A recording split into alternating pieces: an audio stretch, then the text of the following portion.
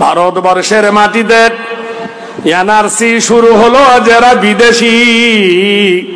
কি শুরু হলো? এরা বিদেশি। কেন? 60 সালের দলিল দেখাতে হবে ওর বাপ এই দেশের নাগরিক কিনা। আচ্ছা বলুন তো, বাপের যদি জমি না থাকতো দেখানো যাবে? কত রকমের ফুটানি। হাফেজ গোলাম মাসুম যখন বলছে আলহামদুলিল্লাহ, ইংরেজ দাঁতে কলম ধরে বলল এক্ষুনি তুই মরে যাবি আর আলহামদুলিল্লাহ বলছিস। বলছে দেখতে পাচ্ছিস না, সারা পৃথিবীর লোক আমার জন্য কাঁদতেছে। যেদিন তুমি এসেছিলে ভাবে, সেদিন তুমি মাত্র কেঁদেছিলে, হেসেছিল সবে। এমন জীবন তোমার করিতে হবে গঠন, মরণে হাসিবে তুমি, কাঁদিবে ভুবন।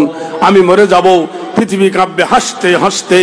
যখন তিনি বলছেন ইংরেজ আমার গলায় তো ফাঁস লাগিয়ে দিবে, আমার বুকেই কোরআন ধরে আছি মাহবুব, আমার জিভ বেরিয়ে যাবে, চোখ দাঁড়িয়ে যাবে, নিঃশ্বাস রোধ হয়ে যাবে, হাত কাজ করবে না।